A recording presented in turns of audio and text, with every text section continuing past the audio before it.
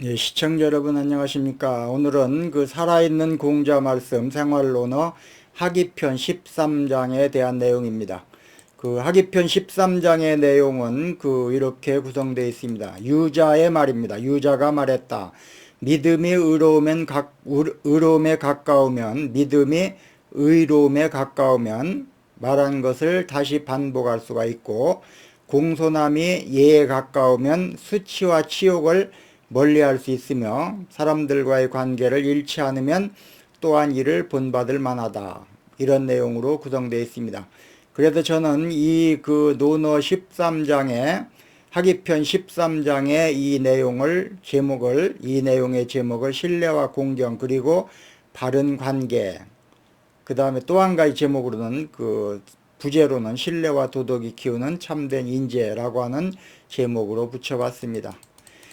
금방 말씀드린 이 논어 13장, 하기편 13장의 내용을 조금 더 쉽게 풀이하면은, 신뢰를 바탕으로 한 말은 의롭기 때문에 다시 말할 수가 있고, 거짓이 없고 공손함은 예에 가깝기 때문에 예를 지키면 수치나 치욕을 피할 수가 있으며, 인간관계에서 친밀감이나 의의를 잃지 않으면 그 관계나 태도를 본받을 만하다 라고 하는 그런 뜻입니다. 이에 대한 설명을 예를 들어서 이제 설명해 보겠습니다. 믿음이 의로움에 가까우면 말한 것을 반복할 수 있다는 말은, 예를 들면 친구에게서 중요한 비밀을 이야기할 때 그 친구가 신뢰할 수 있는 사람이라면 내가 말한 내용이 진심으로 전달되고 그 친구가 다시 나를 믿고 내 말을 반복할 수가 있을 것입니다. 다시 말해서 신뢰할 수 있는 사람과의 대화는 항상 진지하고 의로운 내용이 있기 때문에 서로 믿고 말을 할 수가 있다라고 하는 그런 뜻이 되겠습니다. 공손함이 예에 가까우면 수치와 치욕을 멀리할 수 있다라고 하는 말은, 예를 들어서 부모님께 공손하게 인사를 한다면 그 사람은 예의를 지키는 사람으로 보이고, 그로 인해서 다른 사람이 나를 존경하게 되지만, 무례하게 행동하면은 수치나 치욕을 당할 수가 있는 것입니다. 그리하여 예의 바르게 행동하는 것은 수치와 치욕을 피할 수 있다라고 하는 그런 얘기가 되겠습니다. 그러니까 수치와 치욕을 피하기 위해서는 예의 바르게 행동해야 된다, 뭐 이런 내용입니다. 사람들과의 관계를 잃지 않으면 또한 이를 본받을 만하다라고 하는 그런 예는, 예를 들어서 오랜 친구와의 우정을 잃지 않고 계속해서 잘 지내면 그 친구와 나의 관계를 본받아 다른 사람들도 우정의 중요성을 배울 수가 있는 것입니다.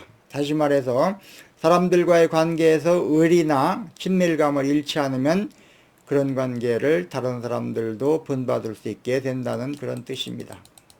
이처럼 하기편 13장은 우리가 다른 사람들과의 신뢰를 쌓고 예의를 지키며 관계를 소중히 여길 때 좋은 결과를 얻을 수 있다라고 하는 그러한 교훈을 담고 있습니다. 우리가 흔히 말만 번지르르게 하는 사람, 이걸 지난번에 교원 영색이라고 하는 말로 설명했죠. 말을 번지르르하게 하고 얼굴빛을 갖다가 좀 이렇게 좀 신뢰 없이 하는 사람들, 이런 사람들을 우리는 신뢰하지 않습니다. 회사에서 동료가 큰 소리 치는 사람들 있죠. 회사에 가면은 이번 프로젝트는 내가 다 알아서 할게 라고 이렇게 큰 소리 쳤는데 막상 결과가 나와야 안 나와요. 결과가 안 나오는 경우가 있습니다. 큰 소리 친 사람들 치고 똑바로 하는 사람들 거의 못 봤습니다. 이렇게 큰 소리 치고서 막상 결과를 못 냈다면 그 사람의 신뢰도는 땅바닥에 떨어질 것입니다. 반대로 자신의 한계를 알면서도 정직하게 노력하는 사람은 시간이 지나면서 신뢰를 갖다가 얻게 될 것입니다. 신뢰를 쌓는 길은 결국 바른 도리, 다시 얘기하면 바른 도리는 의입니다. 의를 따르는 것에서 시작된다, 이런 내용이 되겠습니다. 또한 공손함도 중요하지만 그 공손함이 단순히 형식적인 예의가 아니라 진심에서 우러나와야 합니다. 직장 상사에게 깍듯하게 하지만, 직장 상사에게는 아주 그냥 깍듯하게 이렇게 예스맨이 돼가지고 손바닥도 비비고 이렇게 하지만, 동료나 후배에게 무례한 사람이 주변에 보면 많습니다. 이러한 사람들은 진정으로 공손하다고 볼 수가 없는 것입니다. 겉으로는 공손해 보이지만 그 마음속으로는 상대를 무시하는 그러한 태도를 갖고 있다면은 결국 언젠가는 들통나게 되는 것이죠. 그리하여 공손함이 예에서 비롯될 때 비로소 참된 인격을 형성할 수가 있다라고 하는 것입니다. 그러니까 공손함은 플러스 공 플러스 예 이렇게 해야만 비로소 그 사람의 참된 인격이 형성될 수 있다라고 하는 얘기입니다. 그 유자의 가르침은 그 하기편 13장에서 유자의 가르침은 인간관계뿐만 아니라 교육에서도 중요한 의미를 갖습니다. 부모가 자녀에게 단순히 거짓말하지 마라 라거나 예의 바르게 행동하라 라고 이렇게 말만으로 하는 것은 부족합니다. 그러니까 자녀들한테 너 거짓말하지 마, 너 또 예의 바르게 행동하라 이렇게만 그냥 피상적으로 얘기하면 그거는 좀 부족합니다. 신뢰와 공경이 왜 중요한지, 그리고 그것이 올바른 원칙과 예의에 기반을 둘 때 어떤 가치를 두는지를 이해시켜야 되는 것입니다. 어린아이들은 종종 부모에게 거짓말을 합니다. 예를 들어서 아이가 과자를 몰래 먹고도 안 먹었다고 이렇게 시치미를 딱 뜨는 경우가 있습니다. 이런 상황에서 부모가 단순히 거짓말하면 안 돼! 라고 이렇게 너 거짓말했지? 막 이렇게 혼내거나 이렇게 하지 말고 신뢰가 어떤 것인지를 조곤조곤 이야기해 줄 필요가 있는 것입니다. 왜 신뢰가 중요한지, 왜 믿음이 중요한지, 왜 거짓말하는 것이 안 좋은지를 좀 이렇게 그 의미가 무엇인지를 잘 얘기해 주는 것이 필요하다는 얘기죠. 한 실험에서 연구자는 아이들에게 거짓말을 하면 코가 길어지는 피노키오 이야기를 들려주었습니다. 또 한 그룹의 아이들에게는 조지 워싱턴의 체리나무 이야기, 여러분 잘 알 겁니다. 체리나무 이야기에 대한 그런 것을 가르쳐 줬습니다. 그러니까 조지 워싱턴이 어렸을 때 자신의 잘못을 솔직하게 인정한 그런 얘기죠. 이런 얘기를 들려줬습니다. 실험자가 피노키오와 조지 워싱턴의 이야기를 들려준 이유는 어떤 방식의 가르침이 아이들에게 정직성을 효과적으로 심어줄 수 있는지를 연구하기 위해서였습니다. 피노키오 이야기는 거짓말하면 코가 길어지는 법을 강조하고 있죠. 코가 막 이렇게 길어지잖아요. 우리 그 동화책 보면은 거짓말하면 코가 막 이렇게 길어지다가 거짓말하면 또 이렇게 줄어들다가 뭐 이런 경우를 볼 수가 있었습니다. 다시 말하면 거짓말의 부정적인 결과, 다시 말하면 처벌이죠. 처벌. 이러한 처벌의 두려움, 이런 것들을 갖다가 생각하게 하는 그런 방식이 바로 피노키오의 거짓말 이야기입니다. 반면 조지 워싱턴 아버지의 체리나무 이야기는 여러분 잘 알 것입니다만 짧게만 다시 한번 반복하면, 어렸을 때 아버지가 아끼던 체리나무를 실수로 아들이 뱄잖아요. 그 나무를. 그랬더니 아버지가 누가 그랬는지를 물어봤어요. 그랬더니 워싱턴이 뭐라고 했어요? 제가 그랬어요. 이렇게 솔직히 자백했습니다. 제가 했어요. 저는 거짓말을 할 수 없어요. 라고 이렇게 솔직하게 고백을 했던 것입니다. 그러자 아버지는 어떻게 했어요? 우리나라의 아버지들 같으면, 대부분의 아버지들 같으면 자기가 아끼던 나무를 딱 폈다. 아끼던 것을 갖다가 좀 이렇게 망가뜨렸다 그러면 난리 나죠. 이 자식도 이거 너 일로 와봐 하면서 막 화를 내고 그냥 주먹으로 머리를 줘박고 뭐를 집어 던지고 막 이렇게 화를 내는 사람들이 많습니다만은, 조지 워싱턴의 아버지는 피노키오가 이런 잘못을 저지르고 솔직했는데 그걸 인정해주고 거짓말을 갖다가 이제 안 하고 이렇게 솔직하게 고백하고 하니까 화를 내지 않고, 화를 내기는커녕 아들을 갖다가 아들의 정직함을 칭찬했다는 얘기입니다. 실험 결과, 이게 두 가지를 보여줬는데 실험 결과는 놀라웠습니다. 피노키오 이야기를 들은 아이들은 거짓말을 덜 하지 않았습니다. 거짓말을 그냥 그대로 했는데, 거짓말하는 횟수가 줄어들지 않았는데, 조지 워싱턴의 이야기를 들은 아이들은 정직하게 행동하는 경향이 높아졌다는 얘기입니다. 결국 처벌의 두려움을 강조하는 것보다는 정직이 왜 중요한지, 그리고 정직한 사람이 어떻게 신뢰를 받을지를 보여주는 것이 훨씬 더 효과적이라고 하는 그런 실험입니다.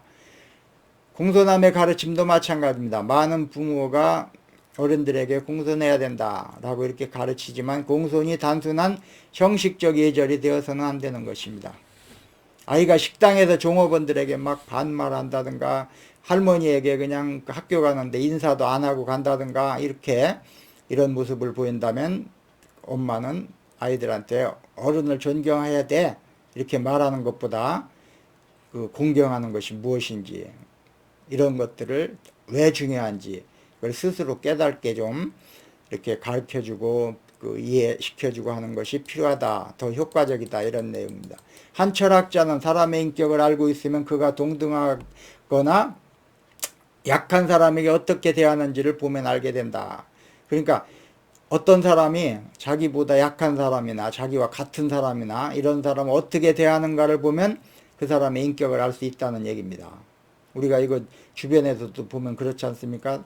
자기보다 약한 사람 막 짓밟고 억누르고 막 윗사람한테는 그냥 아부하고 이런 사람들을 볼 수 있는데 그런 얘기입니다. 한 철학자가 얘기한 거는 동등한 사람이나 나와 동정한 사람이나 약한 사람 어떻게 대하는가를 보면 그 사람의 인격을 알 수 있다 이런 얘기죠.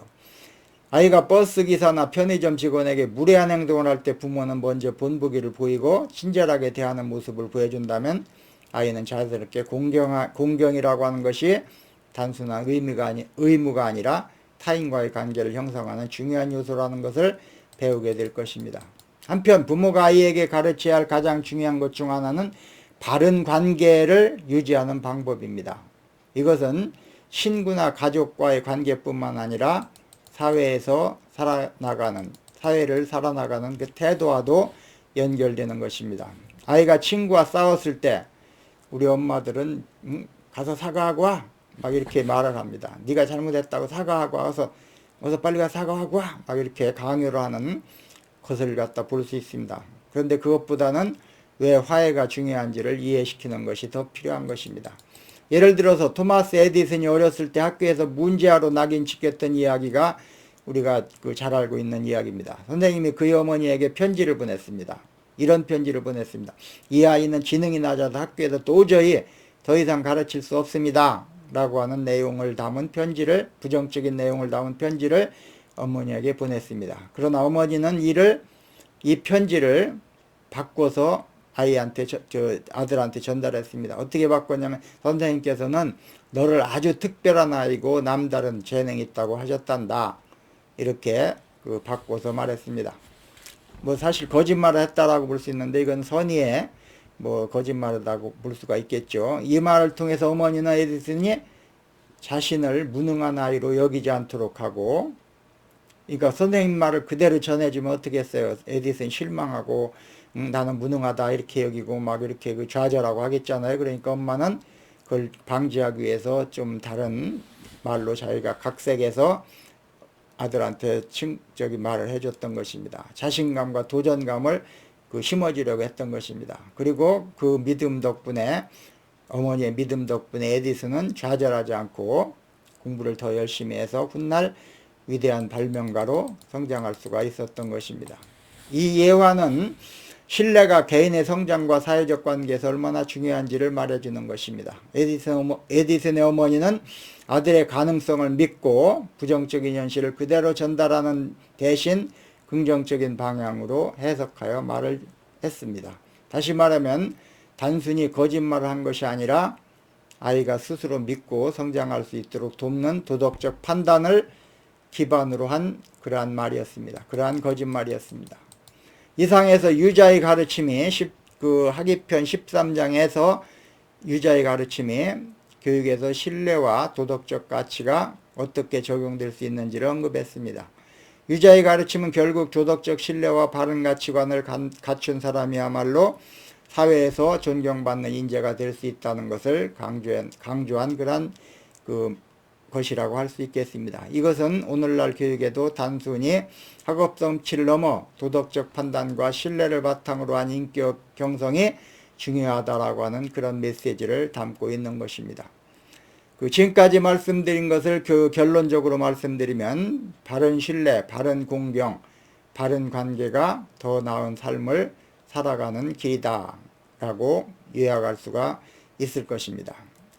오늘은 하기편 13장 신뢰와 공경 그리고 바른 관계 신뢰와 도덕이 키우는 참된 인재라고 하는 그러한 그 내용으로 그 제목으로 그 말씀드렸습니다.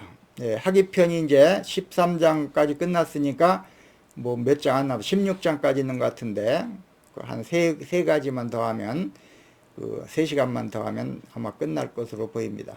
끝까지 남은 시간 열심히 그 같이 호흡을 맞춰 주기를 그 바랍니다. 다시 한번 말씀드리지만 제가 말씀드리는 이 논어에 대한 것은 다른 분들이 다른 그 고전을 전공한 학자들이 그 흔히 하듯이 논어의 내용을 중심으로 풀어주는 그런 것보다는 내용도 물론 그 알기 쉽게 설명드리지만 그 내용에 담긴 생활 우리 논어 생활에 적용할 수 있는 그런 내용이라든가 특히 자녀 교육에 적용할 수 있는 그러한 것들을 추려서 말씀드리고 있습니다. 그렇기 때문에 우리는 그 교육에 관심 있는 그런 부모님이나 이런 분들이 있다면 또는 논어를 갖다가 좀 실생활에 적용하고 싶은 또는 논어를 갖다가 처음으로 배우는 사람들 이런 분들은 제 강의를 꼭 들어주시면 그 도움이 될 것이라고 생각합니다. 오늘은 여기까지 하겠습니다. 시청해 주신 여러분께 다시 한번 감사드립니다.